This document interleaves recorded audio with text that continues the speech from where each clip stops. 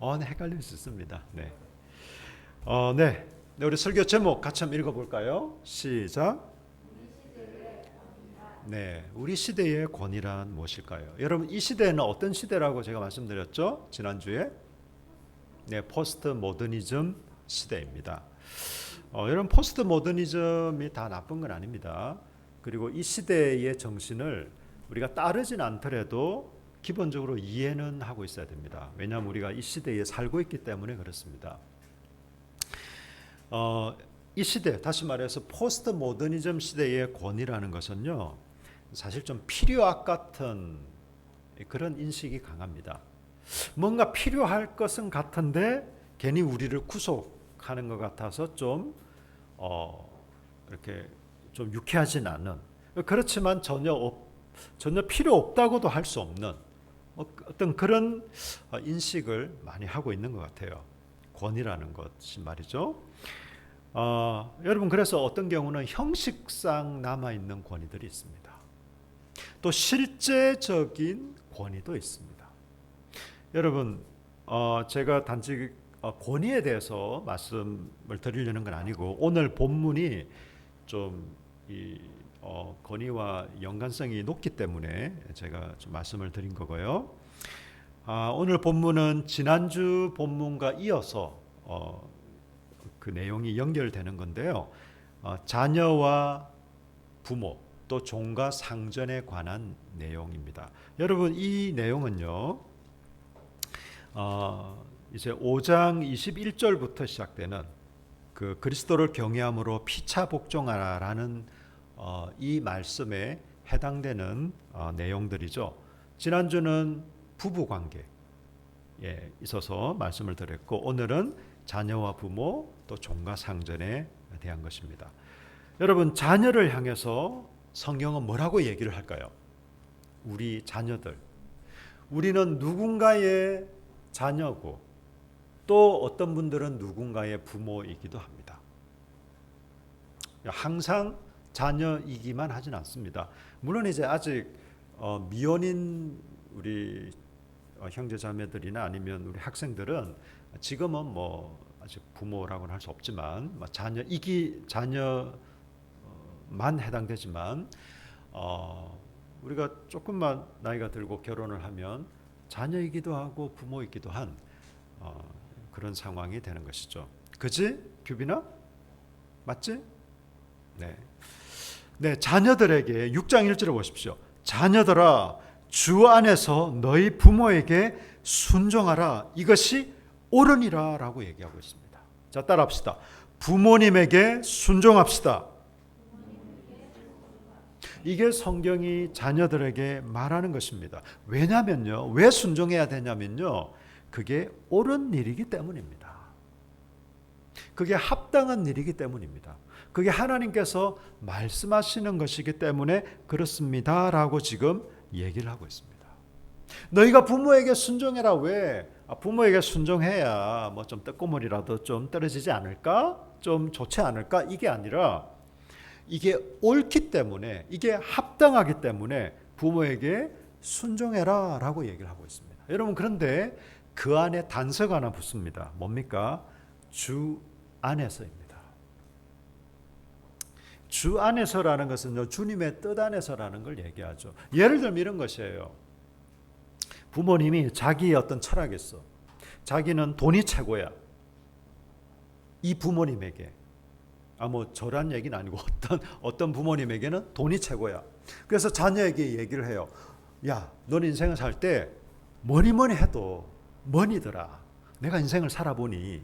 그러니 너도 돈을 제일 가치 있게 여기고 살아라. 네. 부모님에게 순종하라고 성경은 얘기했으니 예, 제가 그 부모님 말씀에 순종하겠습니다. 이렇게 할 필요는 없다라는 것입니다.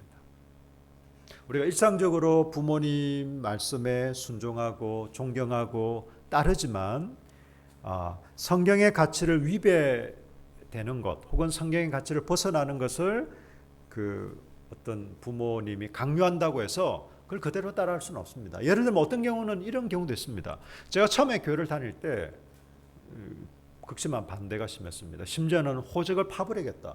너는 우리 집안의 자식이 아니다, 이 자식아 하면서 그냥 나가라고 했어요. 예. 제가 다행히 그때는 뭐 철이 들었는지 모르겠지만 짐 싸고 집을 나가지는 않았습니다. 만약에 집을 나갔다면 더 혼날 뻔했어요. 지금 되돌아서 생각해 보니까 너 교회 가지 마, 너 예수 믿지 마 라는 게 부모님의 말씀이라고 해서 우리가 그 말씀을 따를 필요는 없습니다. 주 안에서 부모에게 순종하는 겁니다. 여러분, 이게 주 안에서 부모에게 순종한다는 것은요, 내 뜻대로 내 기준에 맞게 순종하겠다라는 것을 의미하는 것은 아닙니다. 내가 판단해보고, 여러분 당연히 판단하고 분별해야죠. 그렇지만 나는 이 말씀은 별로 따르고 싶지 않은데, 나는 별로 좋아하지 않는데, 나는 지금은 별로 심부름하고 싶지 않은데, 그러니까 내 기분이나 그냥 어떤 내가 원하는 것, 내가 좋아하는 것을 이렇게 하지 않는다고 해서 나는 싫어, 나는 부모님 말씀에 순종하지 않겠습니다 라는 걸 얘기하는 것은 아니라는 거죠. 우리가 부모님에게 순종한다라는 것은 부모님이 합당한 권위를 행사할 때 순종하는 거예요. 부모님이 야, 너 은행 좀 털어와라. 뭐 그렇게 할 얘기도 그럴 리도 없겠지만, 그런다고 해서 우리가 그렇게 뭐 따를 필요는 없지만, 일반적으로 부모님이 말씀하시는 것들은 여러분 순종하십시오. 여러분이 원하든 원치 않든, 여러분의 기준에, 여러분의 가치에 뭐 반하든 안 하든, 물론 주 안에서 말씀인 거죠. 그런데요, 이것이 여러분 이렇게 얘기하고 있습니다. 6점 상절에 보니까 이로써 내가 잘되고 땅에서 장수하리라. 내 아버지와 어머니를 공경하라. 이것은 약속 있는 첫 계명이니. 여러분, 하나님께서 모세를 통해서 이스라엘 백성들에게 10계명을 주셨는데 1계명부터 4계명까지는 하나님을 대한 것, 또 5계명부터 10계명까지는 이웃에 대한 건데요. 그 이웃에 대한 첫째 계명이 바로 부모님을 공경하라는 것입니다. 공경하는 것 속에는 순종이 다 포함되는 거죠. 여러분, 부모님을 존경하고 순종하십시오. 여러분, 부모님이 사회적으로 존경받을 만한 사람, 혹은 존경받을 만한 인품과 삶을 살고 있기 때문에, 혹은 살았기 때문에 존경하는 것은 아닙니다. 부모이기 때문에 존경하고 사랑하는 것입니다. 목사님, 그거 너무 어렵지 않을까요? 그게 과연 가능할까요? 가능합니다. 저는 물론 저희 어머님은 올해 초에 돌아가셨지만 저희 아버지는 아직 살아계신데요. 저는 저희 아버지를 존경합니다. 그리고 사랑합니다. 사실 제가 뭐 저희 가정사를 다 이렇게 말씀드릴 필요는 없지만, 사회적으로 그다지 존경받을 만한 분은 아닙니다. 제가 개인적으로도 저희 아버님의 삶을 돌아볼 때 딱히 존경할 만한 구석이 많지는 않습니다.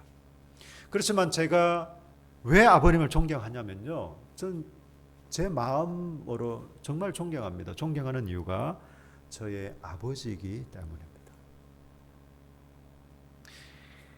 제가 처음부터 그랬던 건 아닙니다. 저는 한때 아버지를 굉장히 원망하고 정오하며 살았습니다. 어머니를 생각하면 굉장히 불쌍한 사람, 아버지를 생각하면 정말 어렸을 때는 내가 좀 크기만 해봐, 내가 좀 힘만 생겨봐, 내가 가만히 두지 않을 거야, 어떻게 해버릴 거야, 심지어 그런 마음까지 제 아버지를 향해서 먹었는데, 제가 예수님을 믿고 그리고 하나님 말씀을 깨닫고 순종하면서 저희 부모님이 내게 얼마나 소중한 분인가를 알게 됐습니다. 제게 뭐 얼마나 사랑을 베푸시든 베푸시지 않든 상관없이, 물론 사실 제가 느끼지 못할 만큼 많은 사랑을 베풀어 주셨고 또 생각하는 마음이 컸을 것 같아요. 저도 부모가 되어 보니 그때는 깨닫지 못한 것을 사실 좀 훗날 깨달은 것들도 있습니다. 어쨌든 저희 어머니이기 때문에, 아버지이기 때문에 저는 존경하기로 결정하고 또 순종하기로 결정했습니다. 실제로 존경하고 사랑하고 또 순종합니다. 여러분 자녀들에게 말하는 것입니다. 여러분 그런데 이렇게 하면 형통하고 이 세상에서 장수할 거래요. 놀랍지 않습니까? 부모님을 존경하고 순종하는 것은 우리가 마땅히 해야 될 일임에도 불구하고 이런 보너스와 선물까지 주시는 거예요. 여러분 이 말씀은요 구약 백성들에게만 해당되는 것이 아니라 오늘날 저와 여러분에게도 동일하게 해당되는 겁니다. 왜냐하면 지금 이것은 사도 바울이 에베소에 있는 성도들한테, 물론 2000년 전이지만 신약의 성도들한테, 예수님이 오신 이후에 신약의 성도들한테 하고 있는 말씀이기 때문입니다. 놀랍지 않습니까, 여러분? 여러분 부모님께 한번 순종해 보세요. 그래서 저는 어렸을 때부터 저희 자녀들한테 많이 가르쳤어요. 거의 뭐 세뇌까지는 아닌데 거의 세뇌되어도 좋다 이런 것으로 너희들 엄마 아빠한테 잘해야 된다. 왜? 너희들이 그래야 잘 되기 때문에. 나중에 경제활동을 하고 그러면 용돈도 많이 줘야 된다. 왜? 너희들이 잘 되기 때문에. 엄마 아빠의 모든 것을 너희들을 의지하진 않겠으나 그러나 엄마 아빠를 정말 지극정성으로 잘 모시길 바란다. 왜? 너희들이 잘 되기 때문에. 여러분 이것은요 제가 그냥 좀 뭐 이렇게 약간 농담은 아니지만 좀 이렇게 재밌게 표현했지만 사실입니다, 여러분. 물론 우리가 잘 되기 위해서 하는 건 아니에요. 잘 되기 위해서 부모님을 존경하는 건 아닙니다. 그렇지만 우리가 하나님 말씀에 순종함으로 여러분이 부모님을 존경하고 부모님께 순종하면 하나님이 또 놀라운 은혜를 주신다는 것이에요. 물론 우리가 하나님의 자녀인 것보다 더 큰 은혜는 없습니다. 그렇지만 우리 삶의 어떤 형통함 또 장수를 허락하십니다. 부모들을 향해서는 뭐라고 얘기할까요? 자, 4절 우리 같이 읽읍시다. 특히 부모님들은 좀 기억하면서 자, 6장 4절 시작. 또 아비들아 너희 자녀를 노엽게 하지 말고 오직 주의 교훈과 훈계로 양육하라. 부모님들한테 이렇게 말합니다. 너희 자녀를 노엽게 하지 말라고, 화나게 하지 말라고, 그리고 주님의 교훈과 훈계로 양육하라고 합니다. 양육. 네. 여러분 이 말이요 지금 우리는 그렇게 어색한 말이 아니에요. 이 말을 듣고 어떻게 이런 말을 하지? 이상하다 이렇게 생각하는 분들은 없을 거예요. 근데 지금 이것은 사도 바울이 오늘날 저와 여러분에게 한 말이 아닙니다. 2000년 전에 에베소 지역에 있는 성도들에게 쓴 편지가 바로 에베소서예요. 2000년 전 에베소는요 로마 제국 가에 있는 큰 도시 중에 그 당시는 숙주라고 했습니다. 큰 도시, 로마가 지배하는 큰 도시 중에 하나가 바로 에베소였습니다. 로마 사회에서 가장은요 그 가족 구성원들에게 절대적인 권세와 권한이 있었습니다. 심지어는요 선천성 장애를 갖고 태어난 자녀는요 죽일 수 있었어요. 원치 않는 딸이 만약에 아들을 원했는데 딸이 태어났다 그럼 버리거나 노예로 팔거나 죽일 수 있었습니다. 또 성인이 된 자기 자녀 아들이라 하더라도 때리고 옥에 가두고 심지어 죽여도 법적으로 처벌을 받지 않았습니다. 여러분 그게 그 당시 로마 제국이었습니다. 여러분 고대 사회는요 어린이의 인격이 없습니다. 인권 그런 거 없었어요. 우리나라 어린이날이 언제 제정된지 아세요? 1922년 혹은 23년의 얘기입니다. 22년에 법이 제정됐다가 23년에 시행됐다 보통 이렇게 얘기를 해요. 네이버나 다른 데 찾아보면 1년 정도 약간의 그 차이는 있는데요. 이 말이 뭡니까? 어린이날을 제정했다는 것은 뭐예요? 우리가 이제는 어린이를 좀 존중하자 그 말이에요. 그전에는 안 했다는 거예요. 어디에 새끼가 이랬어요. 저도 생각해보면 어릴 때 막 삼촌들 이렇게 막 얘기할 때 제가 얘기하면 어디 자식이 어른들 말하는데 끼어들고 그게 그냥 다반사였습니다. 2000년 전에 우리의 자녀들의 인권 인격 여러분 그런 건 없습니다. 여러분 그 시대의 사도 바울이 얘기하는 거예요. 부모에게 뭐라고요? 너희 자녀를 노엽게 하지 마라. 그러니까 뭐 자녀가 무조건 하라는데 다 해주라 그 말은 아닙니다. 그냥 놀고 싶은데 무조건 놀고 뭐 인스턴트 식품 그냥 몸에 해로운 거 먹는다 이것도 아무 상관없이 무조건 그냥 다 주라 그 말이 아닙니다. 아니지만 자녀를 비인격적으로 함부로 대하지 말라는 거예요. 내 기분 내킬 때 내가 기분 좋으면 부모가 기분 좋으면 애가 어떤 짓을 하든 됐어 오케이 괜찮아 근데 내가 기분이 안 좋으면 뭔 짓을 해도 이 자식이 하면서 저도 가끔은 그랬던 것 같은데 그렇게 하지 말라는 거예요. 자기 기분 내키는 대로 자기 그냥 상태에 따라서 자녀를 함부로 대하지 말라는 겁니다. 여러분 그 시대 사람들은요 이 말이 굉장히 어색한 말이었어요. 아니 내가 내 자식을 죽일 수도 있는데 뭐 어쩌라고? 뭐 자녀를 노엽게 하지 말라고? 굉장히 낯선 말이었습니다. 그런 성경의 가르침은 바로 이와 같은 것이에요. 그리고 여러분 양육하라고 여러분 양육이 뭡니까? 양육은요 물론 먹이고 입히고 재우고 학교 보내고 하는 것도 양육의 하나입니다. 그렇지만 그것만 양육이 아닙니다. 양육은 자녀를 올바른 인격과 또 이 사회 구성원으로 한 인격체로 자라도록 모든 필요한 것을 제공하고 또 그 인격적으로 성장할 수 있도록 지도하고 돕는 걸 얘기합니다. 여러분 그것을 양육이라고 합니다. 물론 양육하는 뭐 스타일에 따라 차이는 있을 수 있습니다. 뭐 그런 것을 다 뭐 획일적으로 할 필요는 없지만 어쨌든 자녀는 양육하는 겁니다.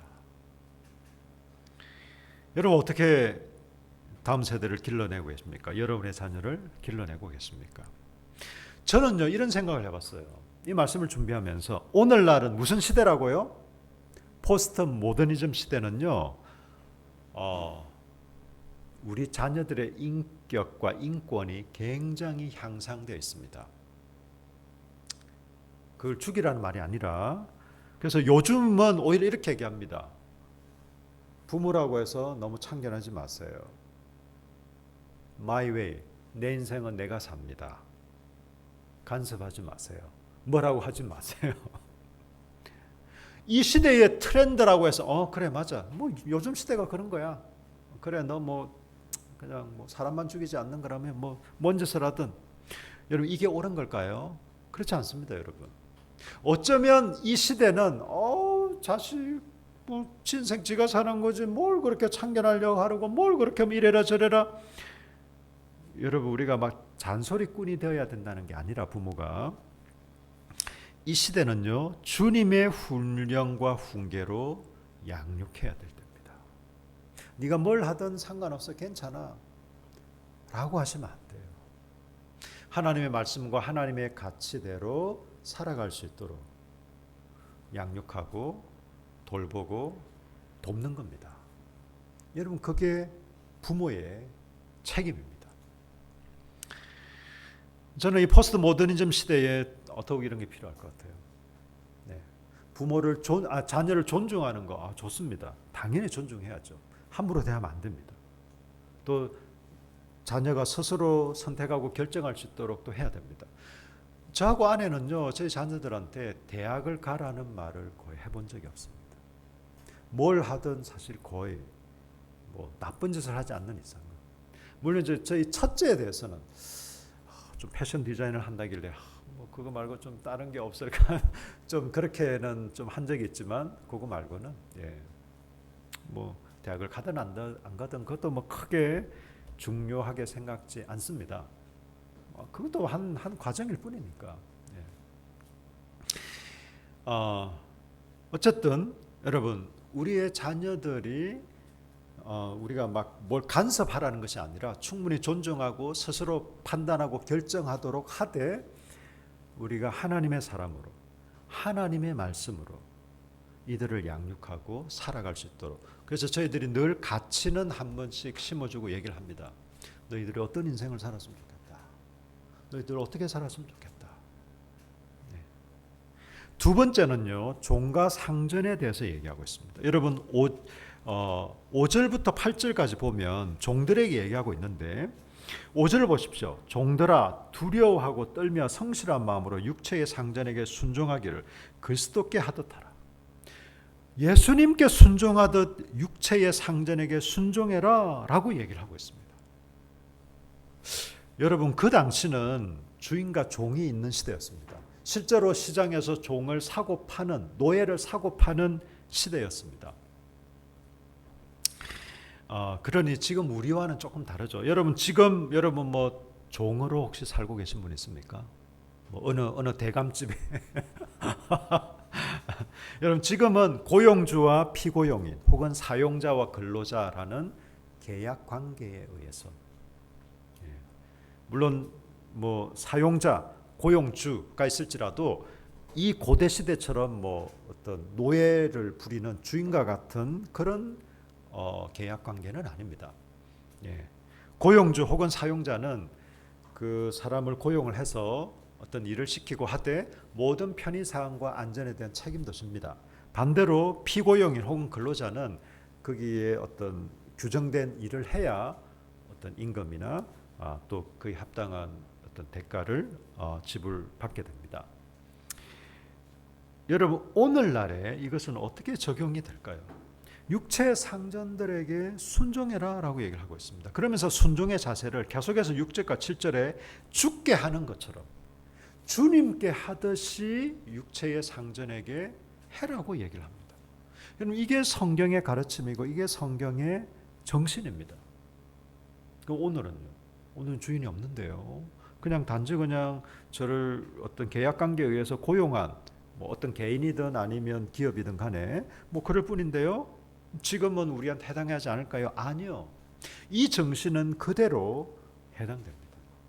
여러분이 아르바이트를 하시든 아니면 뭐 어떤 회사나 어떤 기업이나 어쨌든 어떤 근로 형태로 종사하시든 여러분 주님께 하듯 하십시오. 아멘이 없으시네요. 여러분 주님께 하듯 하십시오. 이게 여러분 성경의 정신입니다. 여러분, 이 세상의 일반적인 정신은 뭔지 아세요?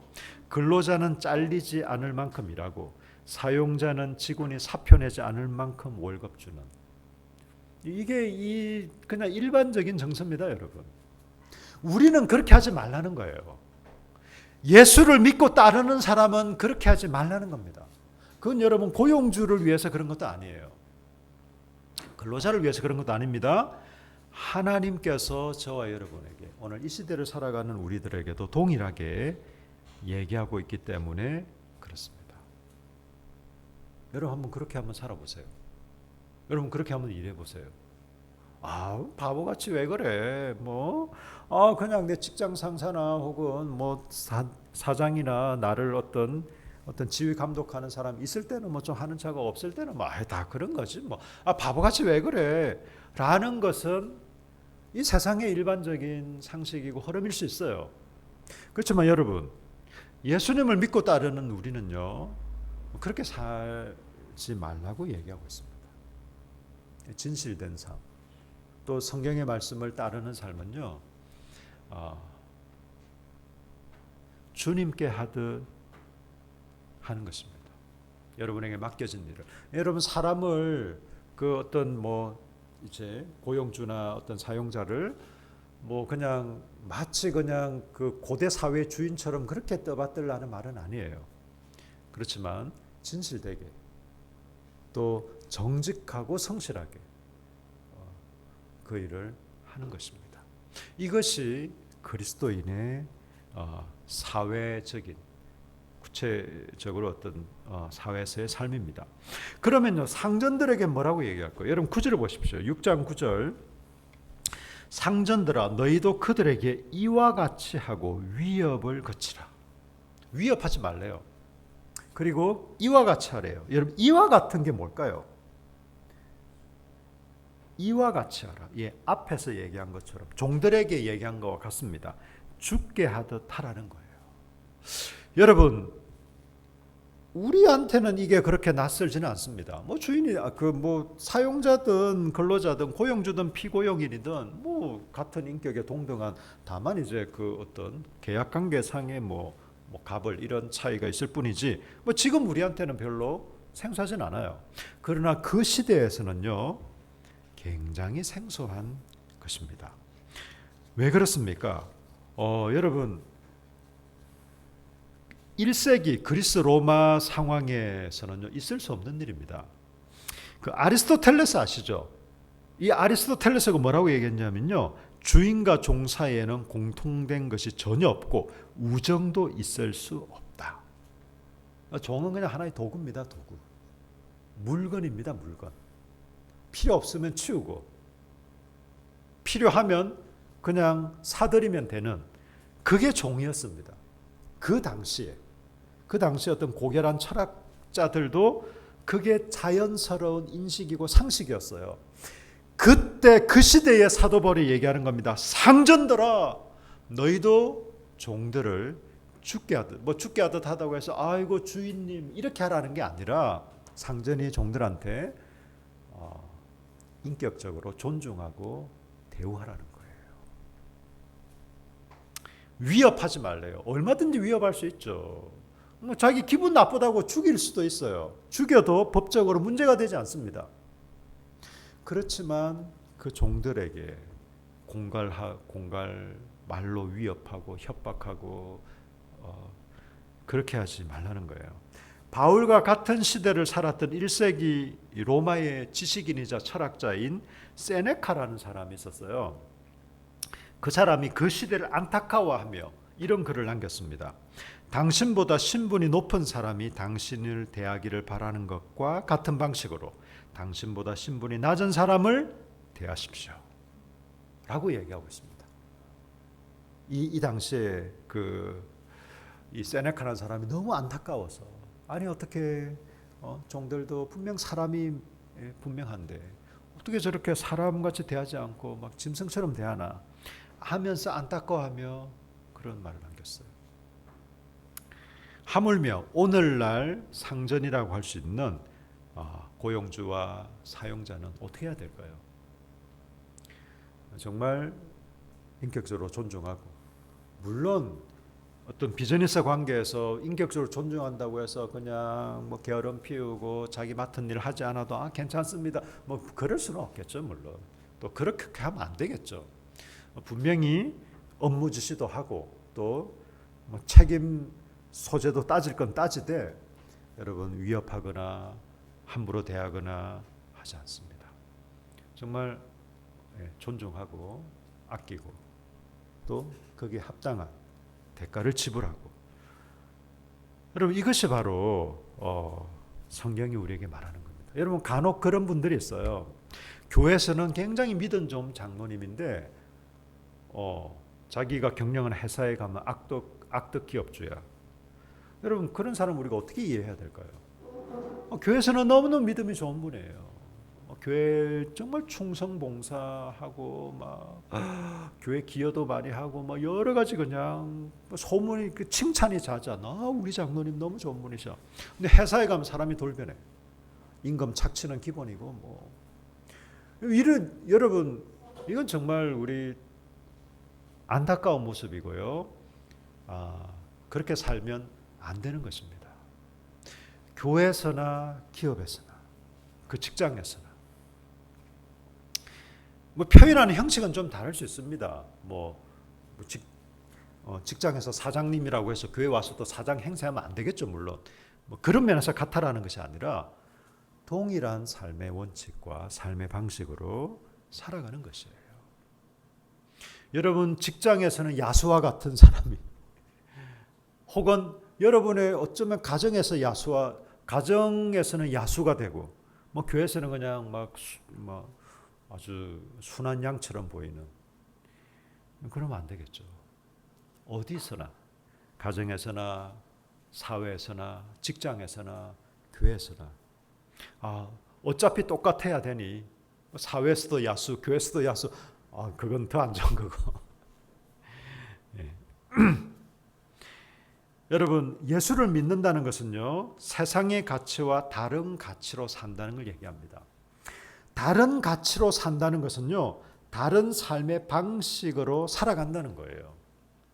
특별히 세 가지 영역에서, 지난주는 부부관계에서, 오늘은 자녀와 부모, 종과 주인의 관계에서 얘기하고 있습니다. 여러분, 성경의 가르침은 굉장히 구체적이고 실제적입니다, 여러분. 우리가 하나님을 믿고 따른다는 것은요, 막연하지 않습니다. 그냥 일요일 주일 교회 오고 또 나는 이미 그냥 예수 믿고 나는 이미 그냥 구원 받았어. 딱히 그냥 어차피 죽으면 어차피 그냥 천국이야. 여러분, 그런 안일한 사고 방식은 여러분 내려놓으셔야 됩니다. 여러분이 정말 예수를 믿고 예수를 따르는 사람이라면 여러분의 구체적인 삶의 방식 달라야 하는 것입니다. 여러분 5장 21절을 읽고 우리 좀 같이 기도하겠습니다. 에베소서 5장 21절, 이 모든 세 가지 관계에서의 대전제 또 기본 정신입니다. 에베소서 5장 1절 다 같이 읽습니다. 시작. 그리스도를 경외함으로 피차 복종하라. 다시 한번 읽겠습니다. 시작. 그리스도를 경외함으로 피차 복종하라. 아멘. 여러분, 우리 좀 같이 기도하실까요?